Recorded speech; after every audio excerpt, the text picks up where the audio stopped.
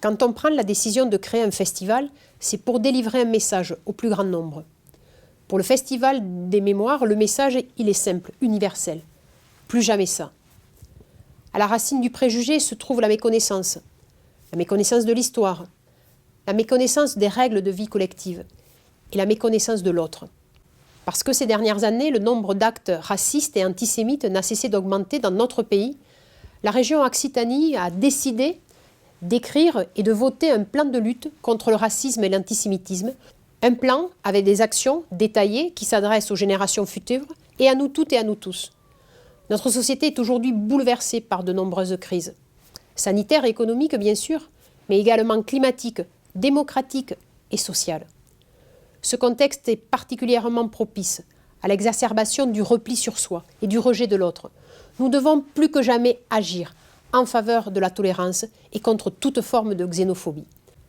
Pour cela, le devoir de transmettre est essentiel, surtout auprès des jeunes générations. C'est dans le cadre de ce plan que la région lance le Festival des Mémoires. Une première édition 2020, entièrement numérique, sur Facebook et YouTube, est donc lancée aujourd'hui, symboliquement, lors de la Journée internationale des droits de l'homme. En ouverture, un court-métrage, Sous les pavés, la plage, réalisé par les étudiantes de l'IDEM, l'école d'audiovisuel implantée au Soleil, sur le thème suivant « Je suis jeune et j'ai de la mémoire » vous est proposé.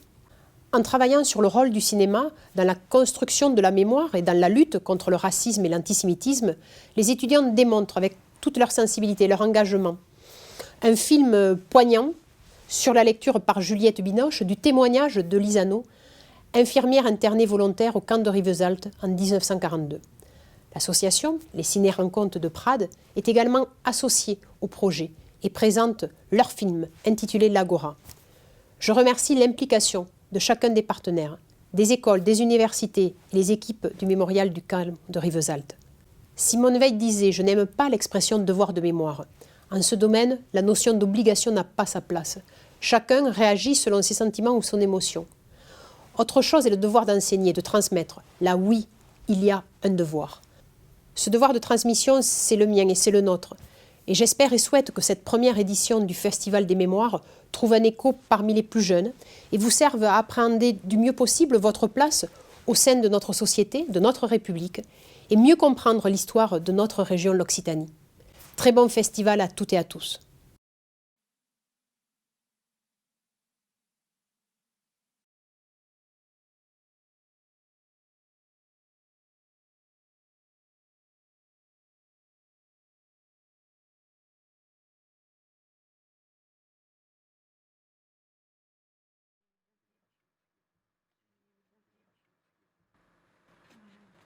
Oui, je vais lui expliquer.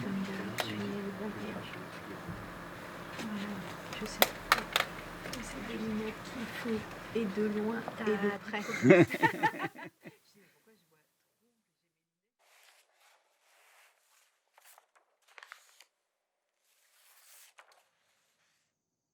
Je m'appelle Lise Hanau. Mon nom de jeune fille était Schlanger. Je suis née le 21 janvier 1925 à Strasbourg. Ma mère était d'Alsace et mon père de Pologne.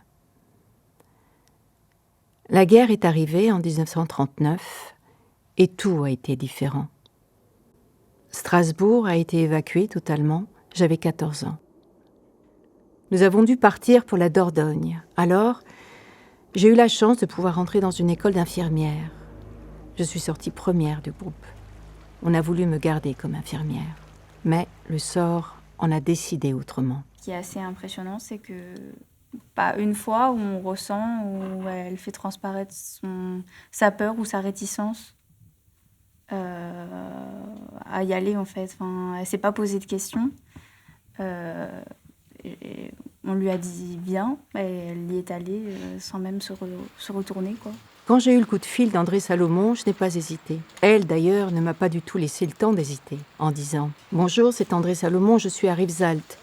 Rivesaltes est un camp de concentration, il y a beaucoup à faire, je t'attends. Tu as un train ce soir, tu arrives demain matin à Périgueux, tu sortiras de la gare et il y aura un homme qui t'attendra.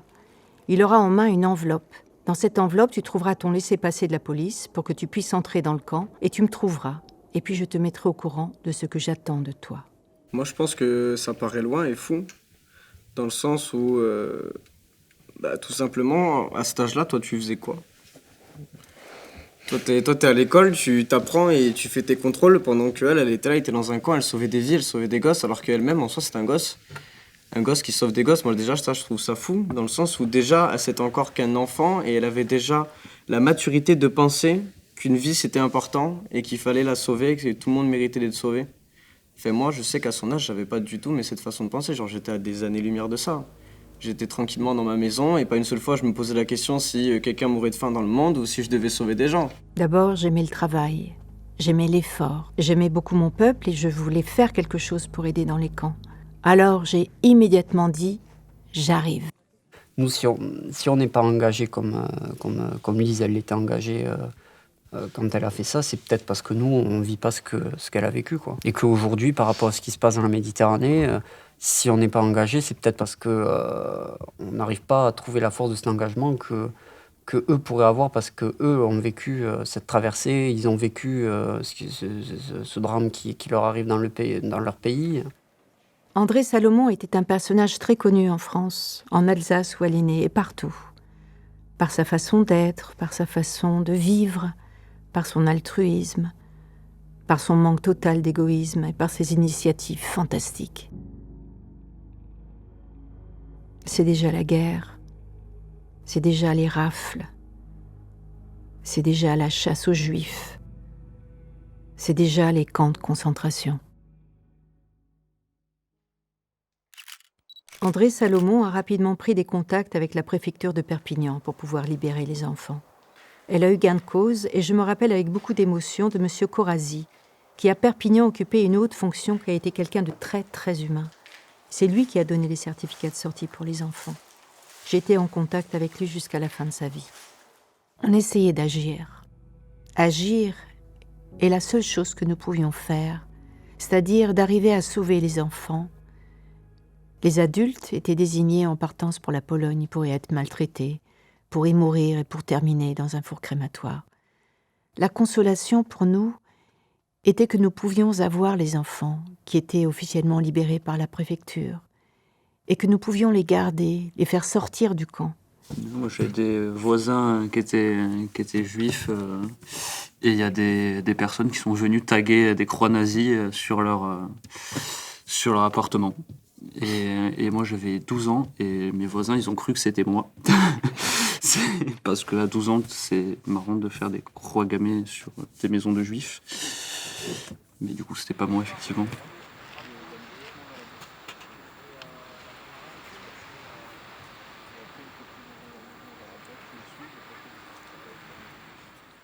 J'avais une baraque d'enfants, la baraque 67 à Rivesaltes. C'est là que logeaient les enfants que je recueillais auprès des parents, quand ils étaient d'accord. D'autres me disaient « Oh, laissez-les nous ne savons pas combien de temps nous sommes ici, nous aimons qu'ils dorment à côté de nous, la nuit, sur la paille. Mais alors au moins encore les avoir, les sentir, les avoir. » Mais le jour de l'appel où toutes les personnes de toutes les baraques étaient sur la place du camp de Rivesaltes, je voyais très bien quand une personne était appelée, parce que les gestes étaient de se baisser, de ramasser un petit sac, de prendre une petite valise, et alors je me précipitais vers ces personnes, et alors je récupérais les enfants d'une façon qui me bouleverse encore maintenant quand j'y pense. Ils ne m'ont pas seulement permise de prendre les enfants, ils me les ont pressés vers mon corps. Et se presser vers mon corps, les sentir contre mon corps, était comme quelque chose qui disait « Maintenant, ils sont à toi ». C'était comme une adoption. Et cette adoption était mienne tant qu'ils étaient au camp, et au-delà, tant que j'ai pu suivre leur parcours.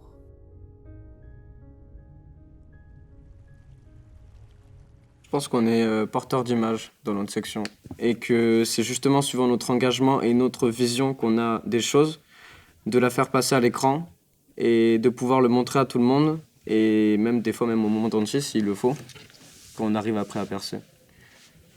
Et je pense que du coup, nous, notre section, elle sert vraiment aussi à donner, à faire partager nos idées. J'avais toujours quelque chose, une petite bricole dans mes poches, un bonbon, un petit morceau de chocolat, chose rare pendant la guerre. Quelque chose pour que l'enfant ait à mastiquer et sans larmes, sans seulement se rendre compte qu'il quittait les parents. Et ils m'ont suivi dans la baraque d'enfants.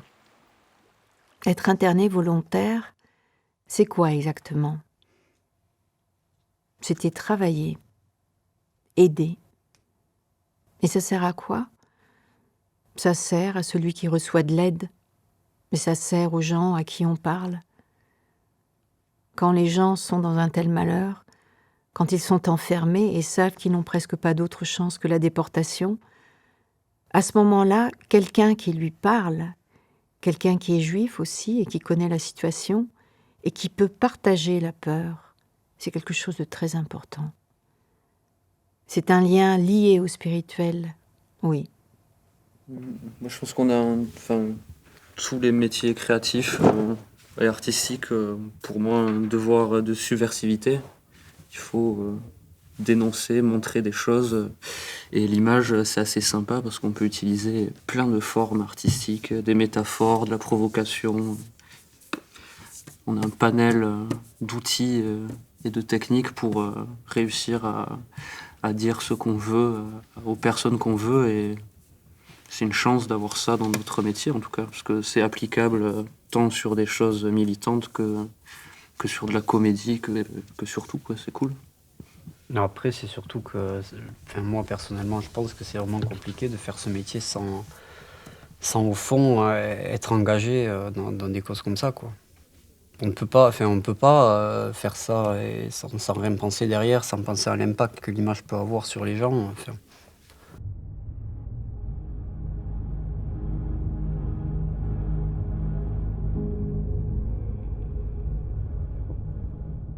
Aujourd'hui, on est complice de tout. On a conscience de tout ce qui se passe. On voit qu'il y a des massacres qui se passent partout dans le monde et on fait rien. On voit qu'on casse la planète, on fait rien. On voit qu'il y a de la haine et de la violence dans la rue, on fait rien. On observe et on fait rien. Donc, par exemple, les migrants, moi jamais à la plage, à un seul moment, je me dis qu'il y a des gens qui meurent tous les jours dessus, quoi. Ça arrive pas. Pareil, les Ouïghours, j'y pense pas, parce que je pense que même notre cerveau, il est pas fait pour capter autant d'informations, et on a tant de choses qui se passent et on en a conscience, mais on a notre petite vie, notre petit confort de blancs occidentaux qui prennent le pas sur tout ça. Mais après, surtout aussi, on est jeune, donc c'est nos actions et notre épanouissement va faire qu'on pourra se battre pour ces causes plus tard. Moi, en tout cas, je le vois comme ça maintenant. Aujourd'hui, je peux rien faire. Je suis pas sûre que plus tard, ça change quelque chose. Je pense pas que dans 10 ans, tu vas plus y penser ou plus agir. Moi, je pense que si, puisque si tu compares la génération de nos parents à la nôtre, nous, on est la génération montante, on est la génération qui sera sensibilisée à ce sujet-là. Et peut-être qu'aujourd'hui, on n'a pas la maturité ou l'énergie d'avoir une parole unie face à ce problème-là. Nos parents, nos grands-parents, ils n'ont pas été spécialement sensibilisés à ce genre de sujet-là. Et pourtant, nos parents ou nos arrière-grands-parents, ou même nos grands-parents, peu importe, ils sont beaucoup plus proches de ce phénomène, puisqu'ils sont plus proches du passé, qui n'est pas forcément plus joyeux, entre guillemets, que ce qui se passe aujourd'hui. Oh là, on se concentre là. Vous savez, je suis maintenant à la fin de la vie, et le fait que j'ai été là-bas et que j'ai pu aider, c'est quelque chose qui jusqu'à présent m'a accompagnée toujours. C'est un sentiment d'appartenance à quelque chose de grand, d'appartenance au peuple d'Israël et d'avoir fait ce que je pouvais faire. C'est quelque chose qui m'accompagne.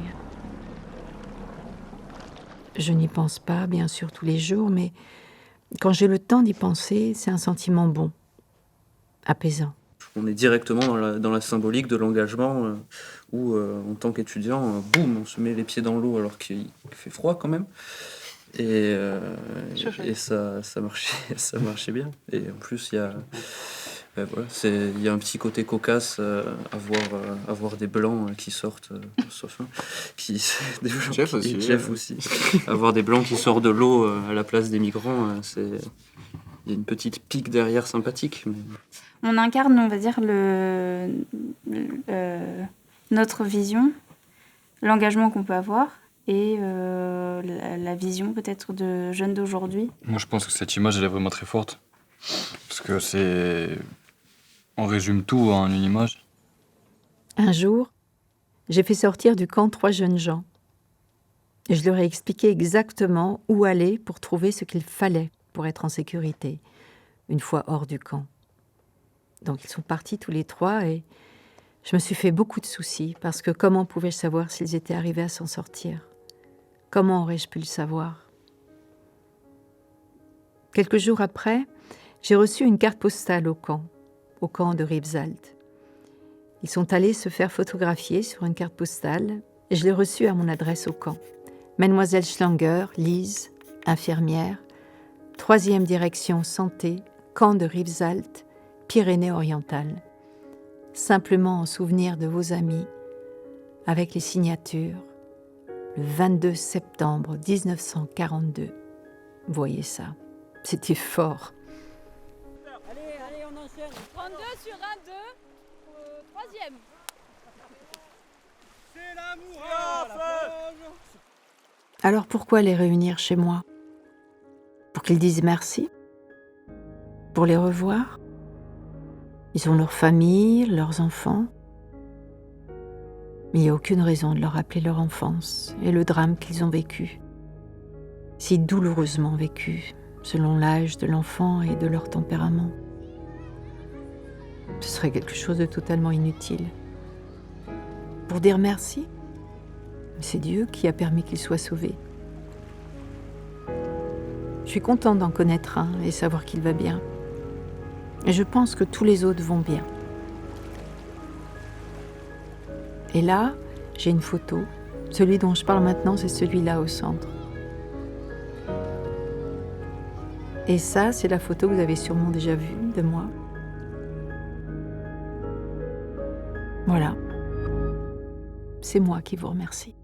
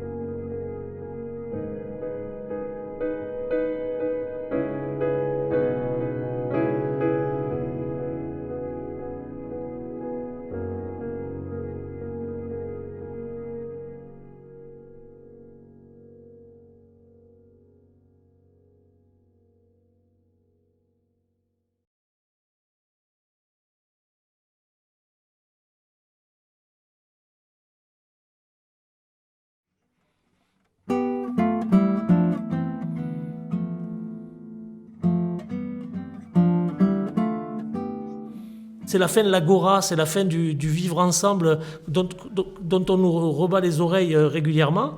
Mais où est-ce qu'on se rencontre ?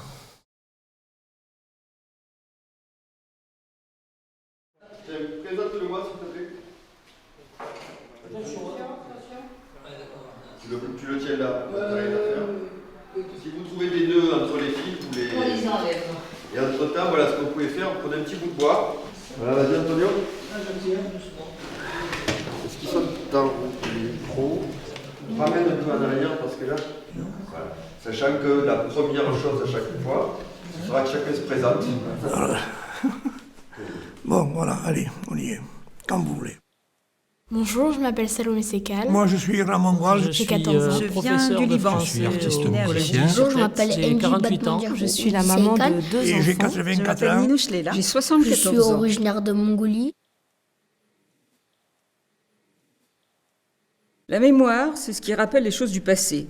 Donc, elle est fabriquée d'une multitude d'éléments. C'est se souvenir d'abord sur le plan personnel. Ensuite, elle est faite aussi de ce qui est hors de l'expression personnelle, c'est-à-dire du milieu dans lequel on vit. Ça forme une culture. Une culture, on en est généralement inconscient de sa culture.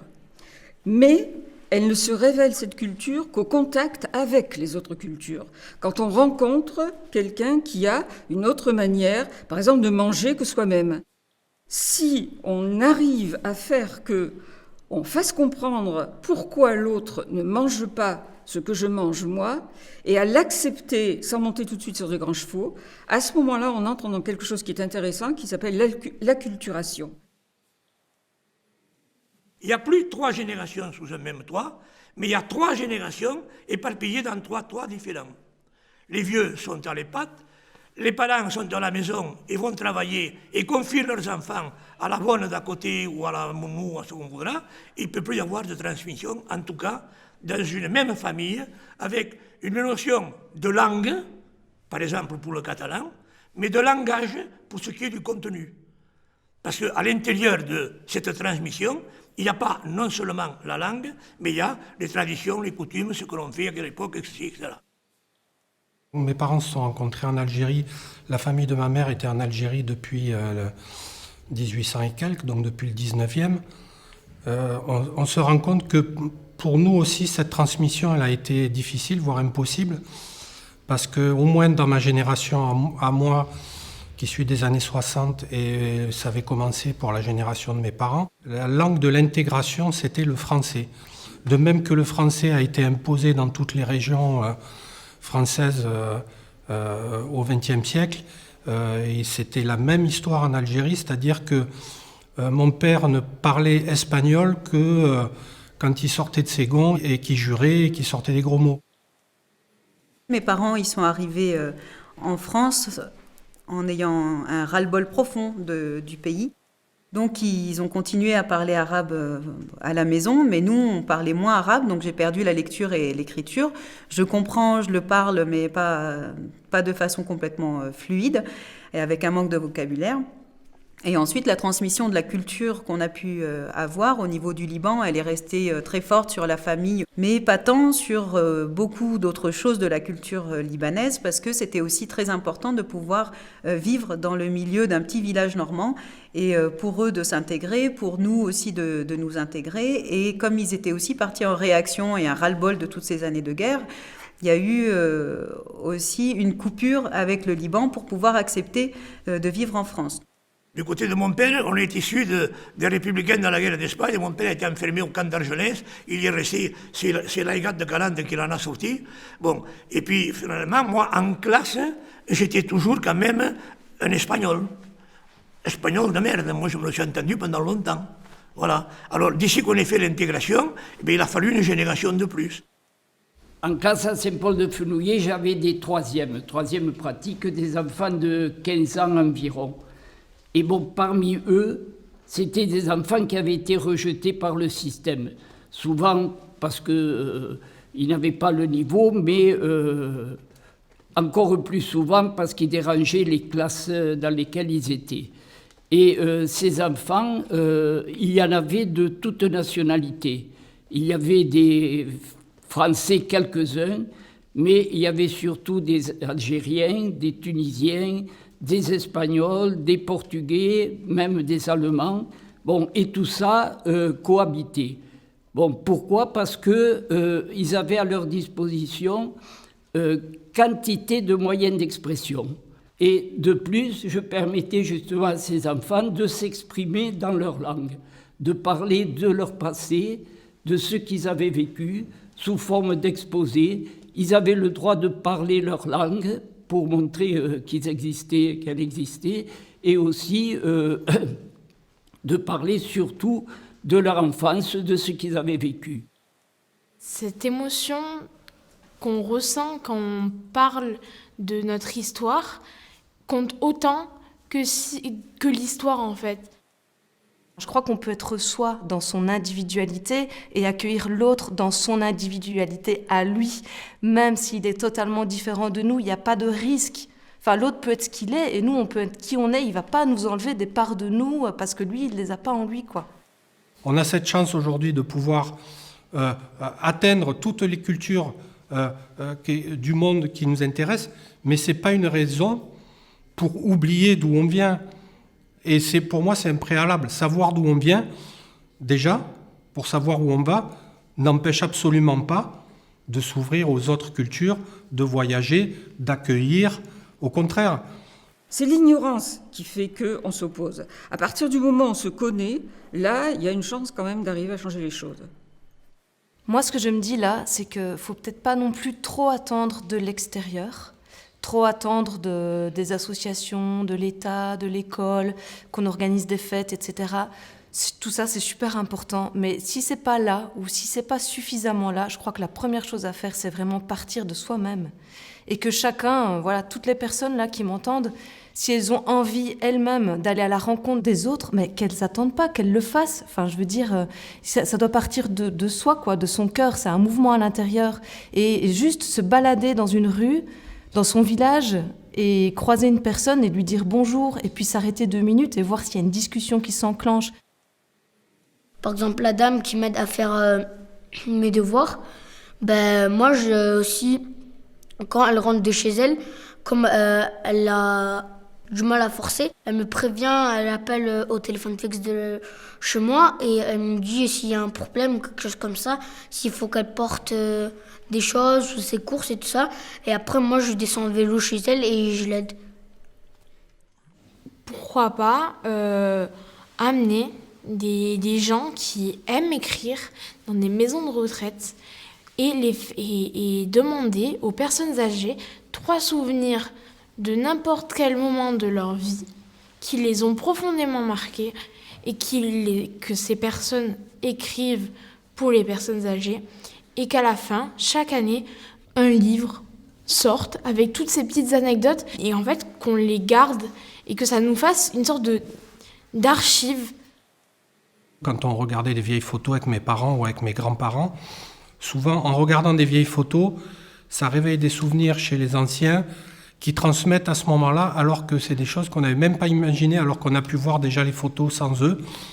Le fait de regarder des photos de famille collectivement, et surtout d'avoir ce temps de parole et ce temps d'évocation des souvenirs autour des photos, pour moi, je pense que c'est le genre de circonstance, le genre de lieu qui permet vraiment d'accéder à une mémoire qui souvent a été enfouie ou refoulée.